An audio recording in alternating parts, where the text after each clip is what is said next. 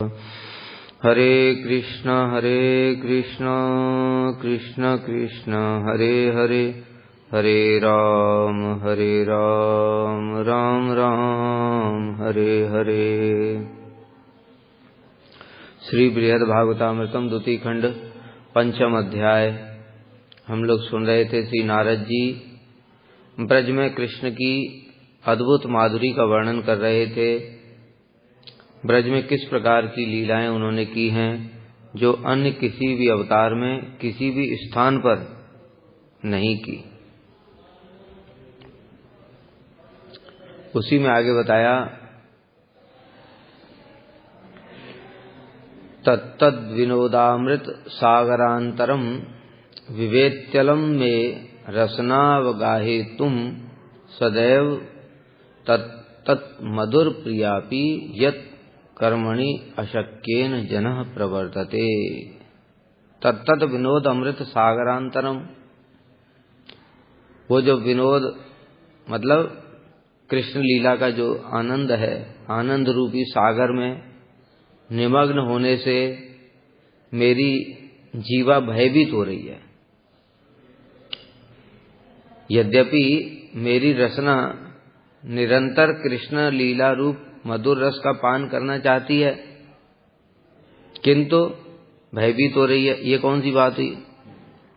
अरे जो जीवा है अगर कृष्ण लीला रस का पान करना चाहती है तो यही तो उसका सार्थकता है। जीवा का उद्देश्य ही क्या है? भगवान की लीलाओं का सब समय गुणगान करे। तो फिर इसमें भयभीत होने की क्या बात है? कह रहे हैं इसलिए क्योंकि जिस कार्य को करने का सामर्थ्य न हो उसमें अयोग्य व्यक्ति कभी भी प्रवृत्त नहीं होते। मतलब क्या, भगवान की लीलाएं ऐसी मधुर हैं और इतनी अनंत हैं कि मेरी जीवा तो उनको वर्णन करने में समर्थ ही नहीं है। इसलिए मैं जो कार्य हम नहीं कर सकते उसमें नहीं घुसना चाहिए। इसलिए भय भी लग रहा है, लेकिन रसपान करने की इच्छा भी हो रही है। अब बताओ मैं क्या करूं? बड़ा धर्म संकट। कृष्ण की उन समस्त लीलाओं का वर्णन करने में मैं तो अयोग्य हूं, क्योंकि वो लीलाएं भी अनंत हैं और ऊपर से मधुर रस का वर्णन करने की मेरी योग्यता भी नहीं है। यद्यपि नारद जी की सब प्रकार से योग्यता है, लेकिन फिर भी दीनता पूर्वक ऐसा कह रहे हैं।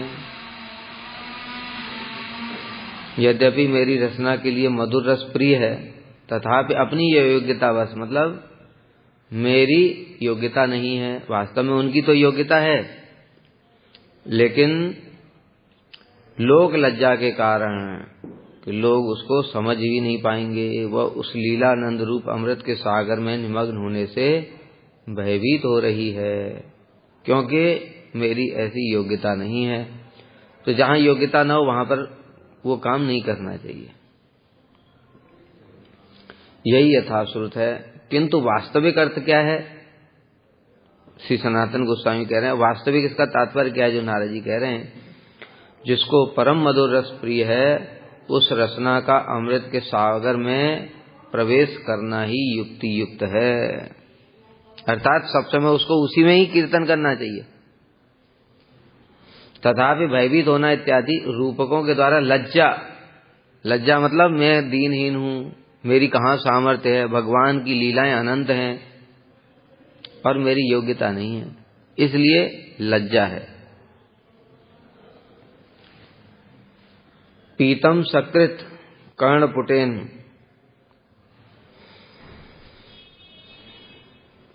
तत्तद लीलामृतम कस्य हरेन्न चेतः प्रवर्तितुम वांछन्ति तन्न तस्मात् लज्जाम न रचेत किल लोलता ही। पीतम सकृत, जिसने एक बार भी पीतम पान कर लिया, सकृत माने एक बार भी, कर्णपुटेन कान रूपी दोने में भर करके, किसको? उस लीलामृत को एक बार भी कान रूपी दोनों में भर करके पार कर लिया, तो कस्य हरेन्न चेतः, किसका चित्त हरण नहीं हो जाता? अर्थात जो कोई भी उस लीला रस को कान रूपी दोने में भर करके पान कर लेता है उसका चित्त हरण हो जाता है। भ्रमर गीत में कह रही है राधा जी स्वयं, यद अनुचरित लीला कर्ण पीयूष विप्रुट सकृत अदन विदूत द्वंद्व धर्मा विनष्टा सपद गृह कुटुम्बम दीनम उत्सज्य दीना बहव इभंगा बिच्छुचर्याम चरन्ति। सकृत अदन विदूत यद अनुचरित लीला कर्ण पीयूष विप्रुट, तुम्हारी जो लीला रूपी अमृत है, कर्ण पीयूष, उसको कान रूपी दोनों में उस लीला अमृत को भर के पान कर लिया। सकृत अदन एक बार भी, विदूत द्वंद्व धर्मा विनष्टा, उसका तो भैया धर्म ही विनष्ट हो जाता है। जैसे हमारे ही देख लो, हम गोपियां हैं, कितना बढ़िया पतिव्रता नारियां, लेकिन तुम्हारा लीलामृत पान कर लिया और उसके बाद में हमारे सारे धर्म ही तुमने नष्ट करवा दिए। देखो, अपना घर बार छोड़ करके, अपने पतियों की सेवा छोड़ करके, सास ससुर को छोड़ करके तुम्हारे चक्कर में पड़ गई हम, और अब देखो हमारी क्या दुर्दशा हो रही है। और सपद गृह कुटुम्बम दीनम उससे दीना, और साधु लोग भी ऐसे ही कर लेते हैं, गलती से वो तुम्हारे लीला रस को पान कर लेते हैं और घर बार छोड़ करके भिक्षु चर्याम चरंती, भिक्षुक की भांति इधर इधर बेचारे घूमते रहते। तो उनका सारा द्वंद्व धर्म नष्ट हो गया कि नहीं भाई? कोई घर में पति था, कोई पुत्र था, कोई माता पिता थे, सब थे कि नहीं? वो सारे द्वंद्व धर्म सब छोड़ करके और भिक्षु चर्याम चरंती, भिक्षुक की भांति इधर उधर विचरण कर रहे हैं। इसलिए तुम्हारा जो लीलामृत है सारे धर्मों को नष्ट कराने वाला ही है। और भी बताया, तस्मिन महन मुखरिताम मधुबे चरित्र पीयूष शेष कर्ण पिबंती। भगवान की मधुर लीला चरित को कान रूपी दोनों में जो भर करके अमृत को पान कर लेता है, उसको भूख प्यास शोक मोह कुछ भी लगता नहीं, लज्जा फज्जा कुछ सब खत्म हो जाता है। देखा ही भी जा रहा है, गोपियों के माध्यम से क्या देखा जा रहा है? उनको कोई लोक लाज नहीं है, कोई मर्यादा नहीं है, कुछ भी नहीं है। जागतिक दृष्टिकोण से वास्तव में तो उनकी मर्यादा है, वो सर्वोत्तम मर्यादा का पालन वही कर रही हैं। सर्वोत्तम मर्यादा क्या है? ममे वांसो जीव लोके, जीव मेरा अंश है। जो अंश है वो अंशी की सेवा करना ही उसका सर्वोत्तम धर्म है, वही उसकी सबसे बड़ी मर्यादा है।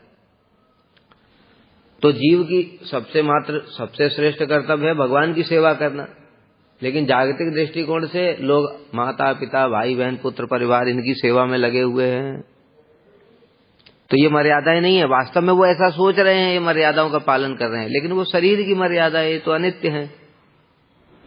लेकिन साधु लोग आत्मा की मर्यादा का पालन करते हैं, और आत्मा की एक ही मर्यादा है, वो केवल कृष्ण की सेवा करे।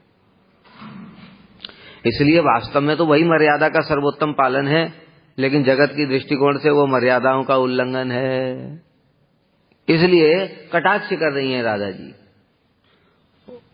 उसी प्रकार से ये नारद जी भी यही कह रहे हैं, जिस किसी क्रम से कानों में एक बार भी लीलामृत का पान कर लिया, उसका चित्त हरण हो जाता है, फिर वो गली गली भीख मांगता फिरता है। भिक्षु चर्याम चरंती। अतएव प्रवर्तितुम वांछन्ते तन्न तस्मात् लज्जाम न रचेत की लोलता ही।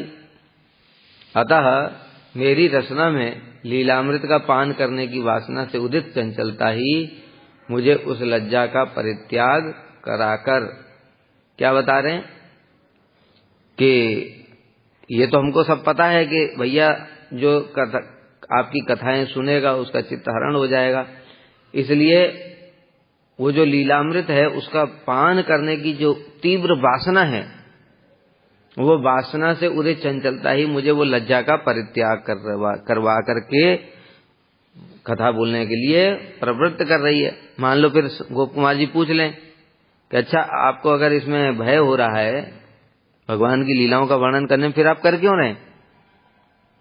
तो नारद जी ने कह दिया, कर इसलिए रहा हूं क्योंकि वो लीलामृत में अमृत भी है। वो अब अमृत को तो पान करने की इच्छा होती है ना, और वो जब अमृत को पान करने की इच्छा होती है फिर लज्जा फज्जा थोड़ी होती है उसमें। इस जगत में ही देखो, साधारण वस्तुओं के लिए कामातुराणाम न लज्जा न भयम। एक कामी व्यक्ति, उसको कोई लज्जा नहीं होती, कोई भय नहीं होता है। इतने सारे पाप दुराचार चल रहे हैं, उसको पता नहीं है कि कल ये सब मीडिया में आ जाएगा, अखबार में छपेगा, पूरे समाज में मेरी बदनामी हो जाएगी, मुझे जेल जाना पड़ेगा, तब भी कुकर्म कर रहे हैं। क्यों? बस में नहीं है वो। कामातुराणाम न लज्जा न भयम। कामी व्यक्ति के हृदय में लज्जा भय, उस समय जो वासना है वो सिर पे ऐसी चढ़ जाती है कि उसको ये समझ ही नहीं आता है कि आगे ये होने वाला है, 4 दिन बाद फांसी भी हो जाएगी, जेल में जाना पड़ेगा, सारे समाज में बदनामी हो जाएगी, मेरा सारा किया कराया जीवन भर जो किया थोड़ा वो सब चौपट हो जाएगा, तब भी कुकर्म कर रहा है।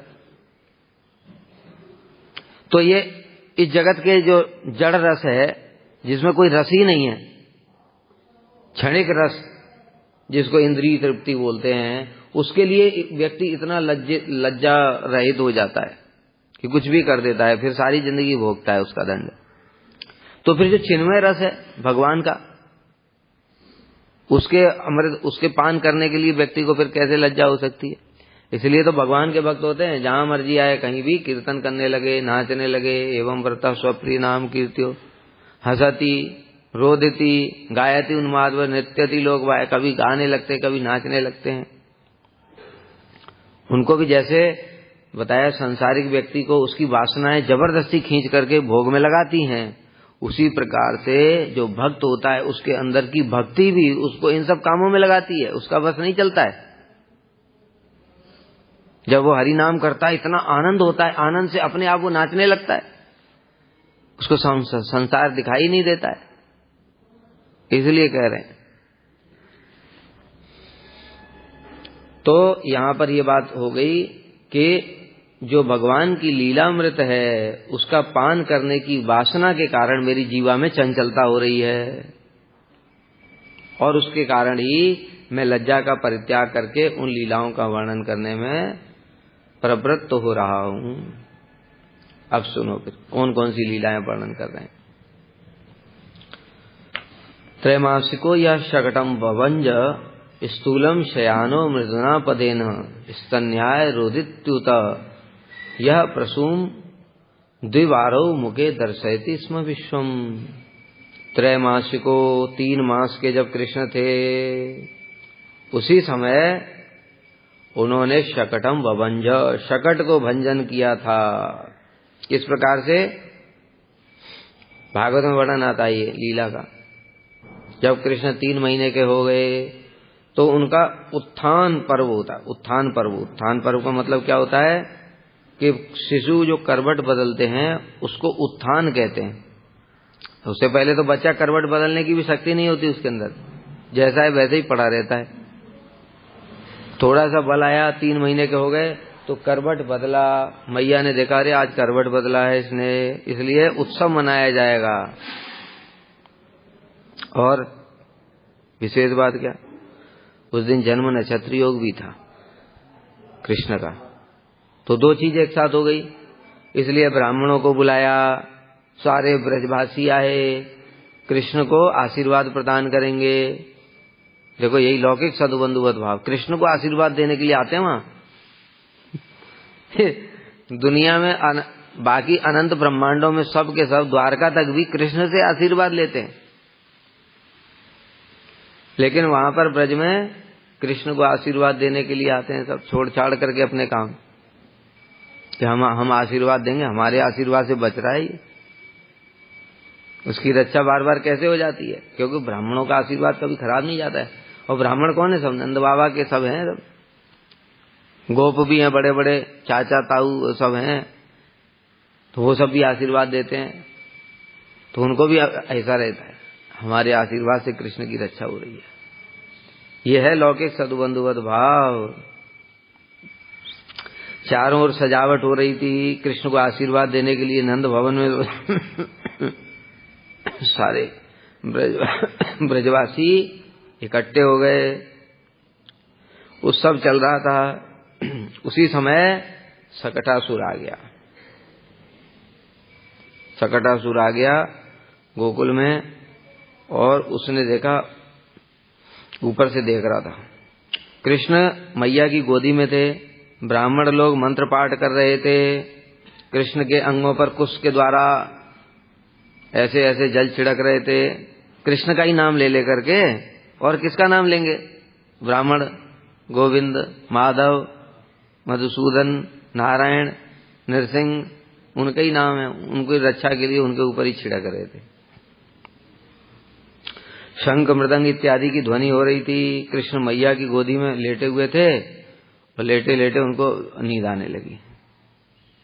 छोटे छोटे बच्चे होते हैं, उनको ऐसे ही थोड़ी थोड़ी देर में सो जाते, और नींद आने लगी। मैया ने देखा ये तो सो रहा है गोद में ली, और लोग बहुत आए हुए हैं, गेस्ट सारे, इसलिए देखा इधर उधर कहां पर इसको सुला देती हूँ। बड़ा सा सकट रखा था, बैलगाड़ी, बड़ा भारी था सकट वो। उसका यहाँ के ठीक है, यहाँ के नीचे सुला दिया जाकर, और छोटे छोटे बच्चों को कह दिया देखो तुम कन्हैया को देखते रहना। तो कन्हैया को देख रहे थे। अब मैया तो इनके सेवा में लग गई, और उसी समय सकटासुर आ गया। सकटासुर ने देखा कोई नहीं है, ये बढ़िया मौका है, इस सकट में घुस जाता हूं, और सकट में घुस करके ऊपर से सकट को दबा दूंगा। 3 महीने का बच्चा है, अभी कितना छोटा होगा 3 महीने का बच्चा, और सकट इतना भारी था कि बड़े बड़े पहलवान लोग उन्हें उसको उठा करके रखा था वहां। बाद में भी वर्णन आया, जब सकट टूट जाता है तब उसके बाद वर्णन आया कि नंद बाबा ने उस स्थान को साफ कराया, लिपाई पुताई कराई, हवन कराया, और बड़े बड़े पहलवान लोगों को बुला करके सकट को फिर से वहां स्थापित किया। तो इतना भारी सकट है, उसके नीचे कृष्ण लेटे हुए हैं, अगर सकट गिर गया तो बस अपने आप ही मर जाएगा, टेंशन खत्म हो जाएगी। तो इस प्रकार से सोचा, और उसके बाद में सकट के अंदर ही प्रवेश कर गया अलक्षित रूप में, और अपने भार से सकट को दबाने लगा। पहिए धंसने लगे जमीन में सकट के। पहले तो ऐसा मार्बल नहीं होता था ना, कच्चे घर होते थे, उसमें आंगन, तभी तो लिपाई होती थी गोबर से। तो इस प्रकार से जब धंस रहा था तो कृष्ण ने अपने नेत्रों को खोल करके रोने लगे। अभी बताया ना, लौकिक सदुबंधुवत भाव, कभी भी नरवत लीला का अतिक्रम नहीं होता। अब देखो यहां पर कैसे नरवत लीला का अतिक्रम नहीं हो रहा है। कृष्ण के साथ में उनके अंदर सारी शक्तियां एक साथ विराजमान। उनके पहले तो नरवत लीला के कारण मुग्धता मतलब बालक, छोटा बालक, छोटे बालक को जब कुछ कष्ट दिखता है तुरंत रोना शुरू कर देता है, ये मुग्धता उनकी, यही नरवत लीला है। और रोने लगे कृष्ण, क्योंकि उनको दिख रहा है ये ऊपर से आ रहा है और रो रहे हैं, बच्चा डर के मारे रोता है, और साथ ही साथ उनके अंदर में ऐश्वर्य शक्ति भी है, इसलिए सेवा करने के लिए ऐश्वर्य शक्ति वहां पर विराजमान सब समय 24 घंटे। हमारी तरह नहीं है कि सिक्योरिटी गार्ड बिठाया और वो सो गया, उनकी शक्ति 24 घंटे विराजमान रहती है, इसलिए ऐश्वर्य शक्ति भी देख रही है। अब कृष्ण देख रहे हैं, इधर रो रहे हैं, मैया आ जाए मुझे ले जाए, ऐसी उनके मन में भावना आ रही है। मैया सुनेगी कैसे? वहां पर तो मृदंग बज रहा है, कीर्तन चल रहा है, शंख बज रहे हैं, और ब्राह्मण लोग वेद पाठ, हवन भवन सब चल रहा है।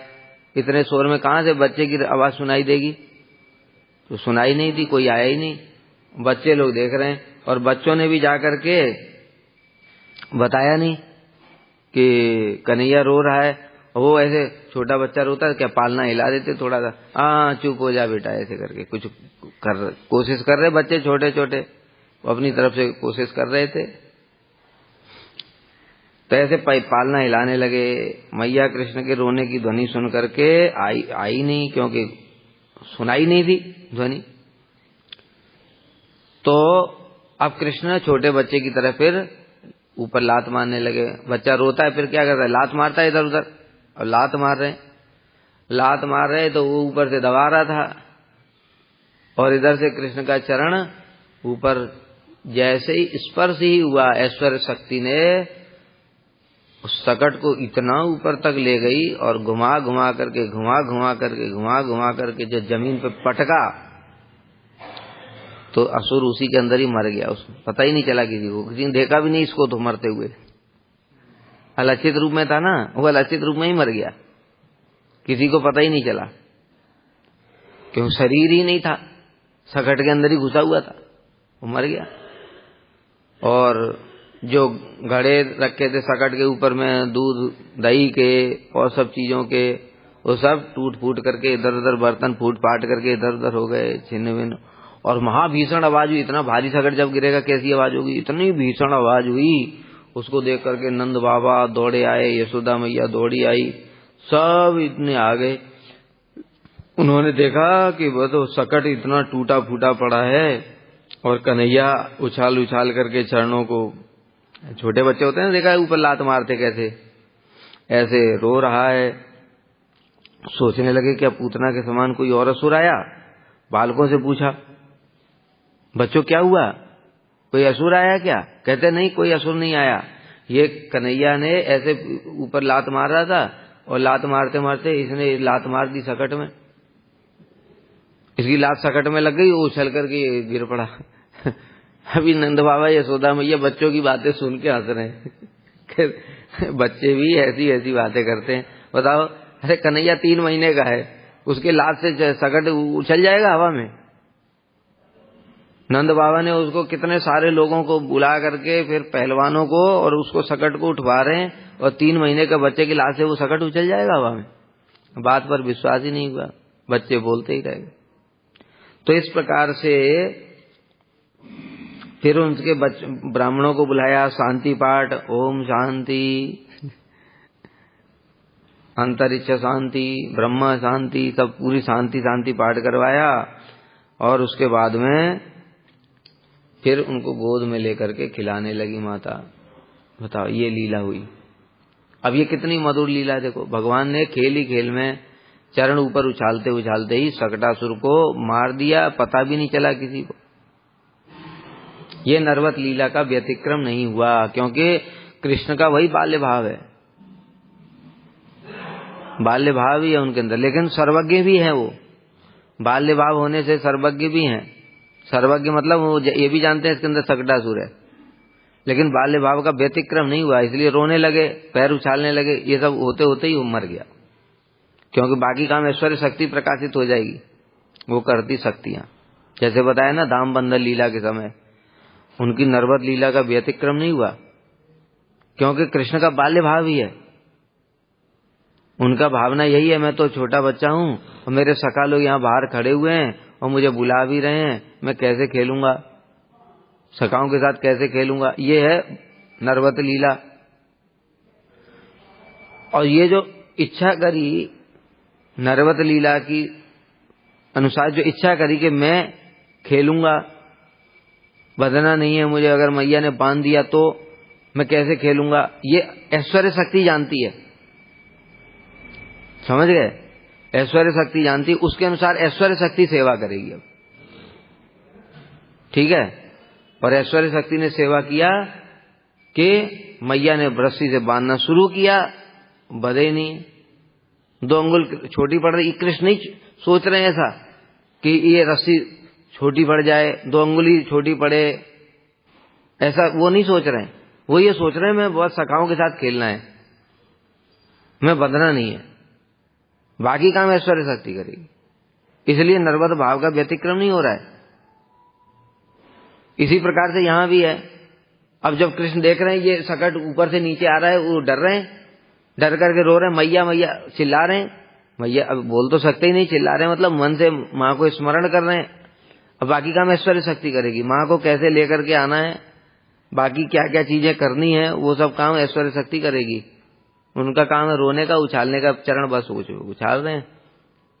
बाकी वो सब शक्तियां इतनी हैं, उनकी अनंत शक्तियां हैं, कोई भी आकर के सेवा करके चली जाएगी। ठीक है? इस तरीके से सामंजस्य कर लो। और क्या हुआ?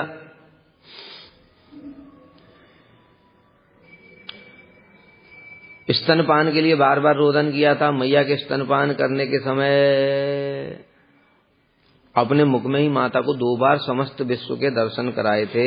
ये भी वर्णन है, 2 बार विश्व के दर्शन कराए, पूरे ब्रह्मांड दिखा दिया। कैसे? ये एक बार यशोदा मैया कृष्ण को गोदी में लेकर के दूध पिला रही थी।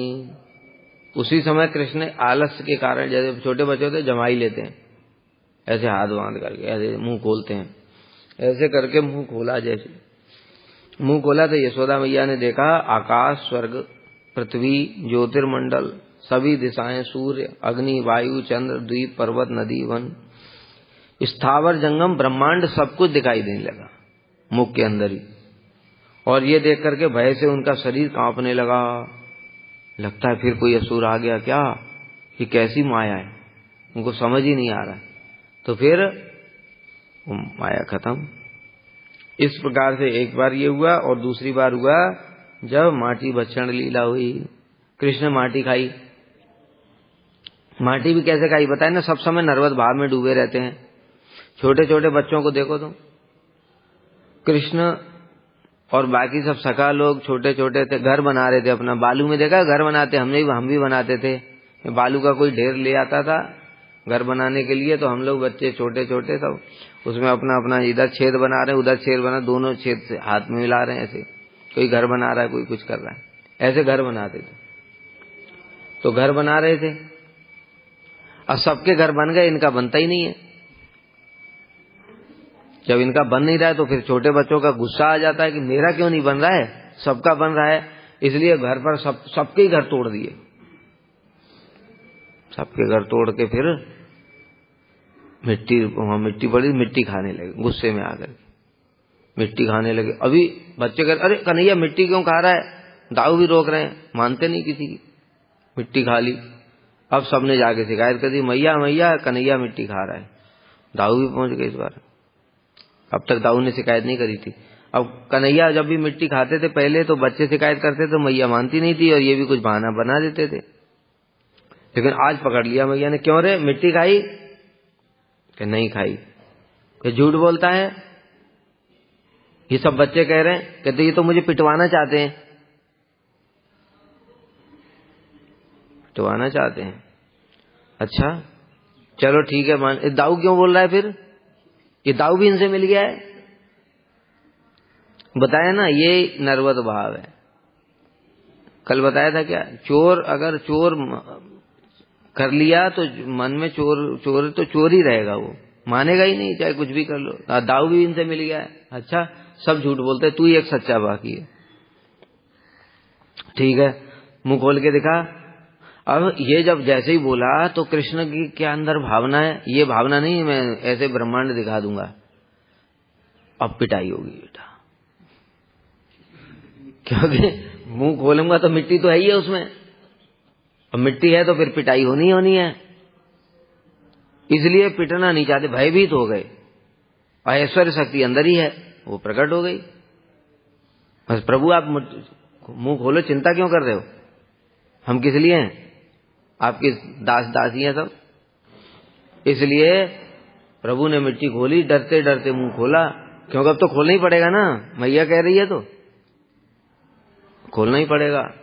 यही नर्वत भाव है, मैया के डांट के आगे तो कुछ कर नहीं सकते, बालक के समान बात माननी पड़ेगी। ठीक है देख ले मैया, देख मैंने मिट्टी नहीं खाई, देख। मुंह खोला, अरे खोलने से पहले ही ऐश्वर्य शक्ति वहां प्रकट है। जैसे ही मुंह खोला देखा तो ब्रह्मांड है भीतर में, आकाश, पृथ्वी, वायु, अग्नि, सब, समुद्र, नदियां, पर्वत, फिर ब्रह्मांड, फिर ब्रह्मांडों में प्रलय, फिर क्या क्या सब दुनिया भर की चीजें हैं, वो सब की सब दिखाई देने लग गईं। और मैया सोचने लगी ये क्या हो गया। और देखो कहाँ तो जो कृष्ण भय कर रहे थे, कहीं पता चल गया मैया को तो पिटाई लग जाएगी। और कहाँ अब मैया का वात्सल्य प्रेम उमड़ आया, मेरे लाला क्या हो गया, तुरंत गोद में ले लिया, गले से लगा लिया, बस ऐश्वर्य शक्ति हट गई। तो इस प्रकार से ये सब लीलाएं हैं मधुर मधुर, जो कि कृष्ण सब समय ब्रज में किया करते हैं। बलशाली गोपों ने अपने उपकरणों की सहायता से उस सकट को पहले की भांति स्थान। एक और विशेष बात बता रहे, एक तो वो बलशाली थे, दूसरी बात बलशाली होने से भी उठा नहीं पाए थे उस सकट को। उपकरणों की सहायता से। जैसे देखा है कभी, जब भारी कोई चीज होती है तो फिर कैसे करते हैं, उसके नीचे बड़ा सा एक डंडा लगा देते हैं लकड़ी का, और लकड़ी का डंडा उठा करके जैसे तैसे करके फिर उसको सेटिंग करके रखते हैं। हम लोग गुरु जी का विग्रह हम लोग कैसे लाए थे, 4 कुंटल का है ये। 4 कुंटल का कितना तो ब्रह्मचारी उठा लेंगे कैसे, तो फिर वो ऐसे ही लकड़ियों पे रख करके और वो लकड़ियों को खिसकाते खिसकाते ऐसे करके लाए थे। तो ये उपकरण है। वहां पर गए थे राजस्थान में, और हमारे गुरुजी के एक शिष्य हैं नाम क्या है उनका, एक महाराज हैं वो, अब तो अप्रकट हो गए। तो राजस्थान में उन्होंने बहुत प्रचार किया, तो वहां के लोग उनको बहुत मानते हैं। तो 17 कुंटल का उनका विग्रह बनाया। किसी भक्त को उन्होंने स्वयं स्वप्न आदेश दिया कि मेरा अष्ट धातु का विग्रह बनाओ। वो अष्ट धातु का विग्रह बनाया 17 कुंटल का। और फिर वही उपकरणों के माध्यम से वो जो आते हैं सब चीजें, उन पर क्रेन भी बोला, क्रेन से एक जगह तक उठाया, फिर वहां से फिर और क्रेन ऊपर आगे नहीं जा सकती, पहाड़ जैसे कि ऊपर ऊंचे टीले के ऊपर था। फिर वही उपकरण लाए, वो उपकरणों से ऐसे ही खींचते तब जा करके ऐसे। तो वो सकट की बात कह रहे हैं। ये सकट ये कोई ऐसा साधारण सकट नहीं है, इतना भारी सकट है कि बड़े बड़े एक तो उतने पहलवान लोग थे, वो भी ऐसे उठा नहीं पाए कि मतलब सीधे चलो 10 लोग मिलकर उठा के रख देंगे, नहीं, उपकरणों की सहायता से। तो सोचो कितना भारी होगा। और उसको अपने कोमल चरण, 3 महीने के बच्चे के चरण कैसे होते हैं, इतने कोमल होते हैं, बिल्कुल रुई की तरह। और वही चलन एक विराट सकट परम तोड़ करके परम ऐश्वर्य प्रकट किया। जब वो ऐसा कर रहे हैं, इतने भारी सकट को तोड़ सकते हैं, तो फिर स्तनपान करने के लिए रो क्यों रहे हैं? कहते यही माधुर्य, ये माधुर्य ही है वहां पर। और ऐश्वर्य तो शक्ति प्रकट होकर के अपनी सेवा कर रही है। 2 बार ब्रह्मांड दिखाए, एक बार स्तनपान करते समय, दूसरी बार मिट्टी खाने के समय। तो ये जो स्तनपान करने के लिए रोना है, ये मधुर रस को उत्पन्न कराने वाला है। मधुर रस का मतलब वो ये मधुर वो मधुर रस नहीं है। ये मधुर मतलब अत्यंत मधुर लीलाएं वाला, लीला रस। और तृणावर्त के वध के उपरांत ही उन्होंने अपनी माता को विश्वरूप दिखाया था। जो मुख में ब्रह्मांड दिखाया था, पहले तृणावर्त का वध होने के बाद तब दिखाया था वो विश्वरूप। या सा तृणावर्त वधेन लीला तस्याथ या रिंगण भंगिका भी त्वाम पातु गोपीगण तोषणाय कृताचया गोरस मोषणेन। तृणावर्त वध की लीला, घुटने पर चलने की लीला, गोपियों को सुख प्रदान करने के लिए मक्खन चुराने की लीला इत्यादि मधुर लीलाओं को उन्होंने प्रकट किया था। हे गोप कुमार, वे समस्त लीलाएं तुम्हारी रक्षा करें। बता रहे कौन सी? तृणावर्त वध लीला। तृणावर्त की वध लीला कैसे हुई? 1 साल की आयु हो गई भगवान की। माता यशोदा उनको गोद में लेकर के आलिंगन कर रही हैं। उसी समय कृष्ण के सौंदर्य को देखने के लिए आकाश में पक्षी आ गए। बताए ना, वहां पर कोई पक्षी साधारण नहीं है, चिड़िया कौआ तोता ये सब नहीं है वहां। वो पक्षी पार्षद है सब परिकर। तो इसलिए वो सब समय कृष्ण की लीलाओं के दर्शन करते हैं, उनके सौंदर्य का पान करते हैं। बताए ना, जो वेणु गीत में वर्णन आया, हिरण्या धन्या इसमें मूढ़मत्यो पे हरण्यताया। कृष्ण की वेणु ध्वनि सुन करके आ गई और उनके ऊपर से नीचे तक अवलोकन कर रही हैं, ऐसे नेत्रों के द्वारा मानो अर्चन कर रही हैं, आरती कर रही हैं कृष्ण का नेत्रों के द्वारा।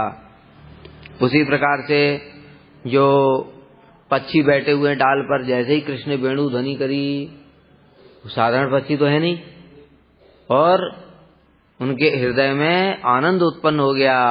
और जैसे मुनियों की समाधि लग जाती है, वो पक्षी भी उसी प्रकार से शांत होकर के डाल के ऊपर में बैठ गए। कैसे? अर्ध मीलित नेत्रों के, ऐसे जैसे मुनि लोग जब ध्यान लगाते हैं ना तो थोड़ा सा नेत्र खुला रहता है और बाकी बंद रहता है। ऐसे वो मुनियों जैसी उनकी अवस्था हो गई। मुनियों जैसी क्या, वो मुनियों के बाप हैं। इस जगत के जो मुनि हैं वो कृष्ण में ध्यान नहीं लगा सकते, लेकिन उस जगत के जो पक्षी हैं उनकी सहज कृष्ण में प्रीति है, सब परिकर हैं वो सब। इसलिए वो सब आ गए आकाश में कृष्ण के दर्शन करने के लिए। जब कृष्ण के दर्शन करने के लिए आ गए तो मैया, अब कृष्ण भी देख रहे हैं उनको भी तो सुख प्रदान करना है, क्यों सब परिकर हैं। तो कृष्ण ऊपर देखकर, मैया ये कौन, क्या है ये? कृष्ण 1 साल की उम्र है, 1 साल का बच्चा क्या जानता है पक्षी है ये। तो मैया ने कहा ये पक्षी हैं और मन की खुशी से आकाश में उड़ रहे। तो कन्हैया कहते हैं, मैया मैं भी ऐसे आकाश में उड़ूंगा? बताए नर्वत लीला है पूरी। तो जैसे छोटा बच्चा जानता नहीं है ये पक्षी होते हैं, इनके पंख होते हैं, ये आकाश में उड़ते हैं, तो इसलिए पूछ रहे कि मैं भी ऐसे आकाश में उड़ूंगा? तो मैया हंसने लगी, कहते हैं मनुष्य भी क्या आकाश में उड़ सकता है? तो कन्हैया कहने लगे, तो तुम मुझे अपने दोनों हाथ से ऐसे आकाश में उड़ा दो। तो मैया ने ऐसे उछालने शुरू कर दिया। उसी समय कंस ने भेजा तृणावर्त को, ऊपर से देख रहा था ये अच्छा मौका है, अभी मैं आंधी बन करके आऊंगा और ये ऊपर उछाल रहा है ना, ये ऊपर उछालते उछालते ही आंधी में लेकर के इसको सीधे जाकर के लैंड कहाँ करूंगा? मथुरा में, कंस के पास। अपने प्रभु की सेवा करूंगा। और तुम प्रभु की तुम सेवा करोगे तो भैया यहाँ भी तो प्रभु की सेवा के लिए उतनी शक्तियां बैठी हुई हैं उनकी। इसलिए कृष्ण को उछालते उछालते, अब बताए ना वो ये मुग्धता है, नर्वत लीला कर रहे हैं भगवान, तो उछाल रही हैं मैया उछाल रही हैं, गोद में ले रही हैं, लेकिन सर्वज्ञ भी हैं वो। उनको ये भी पता है तृणावर्त आ गया है, क्योंकि वहां पर सर्वज्ञ शक्ति है। ऐसी सारी शक्तियां सब समय रहती ना भगवान है, यही तो अचिंत्य है। ये सब अचिंत्य व्यापार है। एक साथ कैसे संभव है? हम लोगों की, हम अपनी तरह समझते हैं कि अगर हम कुछ एक काम कर रहे हैं तो दूसरी बात मन में नहीं हो सकती। लेकिन भगवान है वो, उनके अंदर अनंत गुण हैं और विरोधी गुण एक साथ विराजमान रहते हैं उनके। तो इसलिए कृष्ण सर्वज्ञ शक्ति प्रकट हो गई वहां पर और सोचने लगे तृणावर्त का आ गया, क्या होगा इसका, कुछ करना पड़े। बस ऐश्वर्य शक्ति प्रकट हो गई। अब प्रभु को कुछ नहीं करना है, प्रभु को भारी कर दिया। ये काम ऐश्वर्य शक्ति कर रही, प्रभु भारी नहीं हो रहे हैं। कृष्ण इच्छा नहीं कर रहे मैं भारी हो जाऊं, तो नर्वत लीला का व्यतिक्रम हो जाएगा। कृष्ण तो बस ये सोच रहे हैं कि बस क्या करूं, ये आ गया है, बाकी काम वो कर लेगी शक्ति। इसलिए गोद में मैया उछाल रही थी और उसी समय जैसे ही कृष्ण गोद में आए उछल करके एकदम से भारी हो गए। कितने भारी हो गए? अब इतने भारी हो गए कि मैया उठा ही नहीं पा रही है। मैया सोच रही क्या हो गया, ये अचानक से इतना भारी कैसे होगा? लगता है फिर से कोई असुर आ गया है, कोई राक्षस आ गया है, इसके शरीर में प्रवेश कर गया है, ऐसे सोच रही मैया।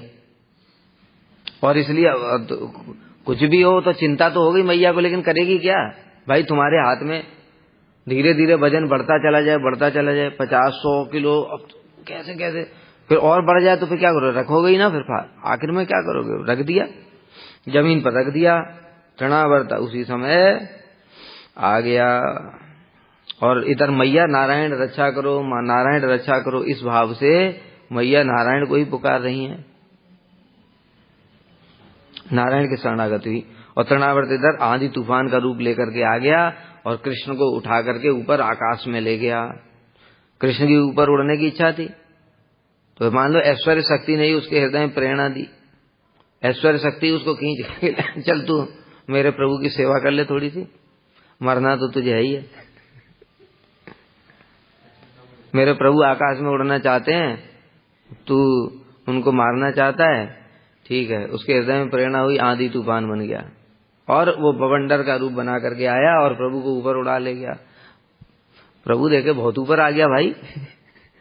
छोटा बच्चा है, अभी तो छोटे बच्चे को ऊपर जाने से पहले तो उसकी इच्छा होगी तो ऊपर चला जाऊंगा, लेकिन जब ऊपर पहुंच जाएगा तो डर लगेगा। अब डर रहे हैं कृष्ण के नीचे कैसे जाऊं। ऐश्वर्य शक्ति ने कहा ठीक है प्रभु नीचे भी ले चलते हैं। और तृणावर्त का गला पकड़े, बच्चा क्या उसको ऊपर ज्यादा उछालो तो पकड़ लेता है कस के। डर के मारे पकड़ लिया उसको तृणावर्त का गला, जैसे पूतना को पकड़ा डर के मारे। और प्राण खींचने का काम तो उसका है, ऐश्वर्य शक्ति का। सेकंडों में प्राण खींच लिए। तृणावर्त जी आकर के पत्थर के ऊपर धड़ाम से गिरे और उनके ऊपर कन्हैया भी गिरे। कन्हैया तो ऊपर थे, तो जो गिरेगा उसको लगी चोट, उसकी हड्डी पसली टूट गई, सारे शरीर के टुकड़े टुकड़े हो गए, इतनी जोर से गिरा। और कृष्ण उसके ऊपर थे आराम से गद्दे की तरह, चुपचाप आकर के जमीन पे लेट गए। और मैया सोच रही सब ब्रजवासी तो इतनी ऊपर से गिरा फिर भी कुछ नहीं हुआ। हे नारायण आज आपने ही रक्षा करी है, नारायण ही बार बार मेरे कन्हैया की रक्षा कर रहे हैं। इस प्रकार से भावना होती है नारायण के प्रति, और श्रद्धा बढ़ जाती है मैया की। और फिर वही ब्राह्मणों को बुलाया, स्वस्ति वाचन कराया। इस प्रकार से ये उन्होंने लीला की, तृणावर्त उद्धार लीला। ये तृणावर्त कौन था? ये पूर्व जन्म में। तृणावर्त पांड्य देश में सहस्राच नामक एक राजा था। वो अपने रमणियों के साथ में गंधमादन पर्वत पर विहार कर रहा था। उधर से दुर्वासा ऋषि जा रहे थे कैलाश। अब जैसे नारद जी का सुना है नलकुबर मणिग्रीवर, ऐसे ही इसको राजा जो कामुक राजा ऋषि को देखकर भी कुछ सम्मान नहीं दे रहा था। अभी जब नारद जी को तो चलो गुस्सा ही नहीं आता है, हैं? और दुर्वासा की तो नाक पे गुस्सा सब समय रखा रहता है। उनको तो कई बार बिना कारण के ही साफ दे देते हैं। अब यहाँ तो कारण हो रहा है तो कैसे छोड़ देंगे। इसलिए कहा दुष्ट कहीं का, तू सम्मान नहीं करता साधुओं का, तू योग भ्रष्ट हो जा और जाकर के असुर योनि को प्राप्त करेगा। और जब साफ लगेगा तो फिर तो अब कुछ नहीं कर सकते, सारी हीरोगिरी खत्म। अब हाथ जोड़ रहा है तो दुर्वासा ऋषि ने कहा ठीक है, तुमको भगवान का स्पर्श प्राप्त होगा और उसी से तुम्हारी गति होगी, सदगति, जाओ। अब बाकी और मधुर मधुल्य घुटनों पर चलना, गोपियों को सुख प्रदान करना, सब लोग कल श्रवण करेंगे। वांछा कल्पतरुभ्यश्च कृपा सिंधुभ्येव च पतितानां पावनेभ्यो वैष्णवेभ्यो नमो नमः।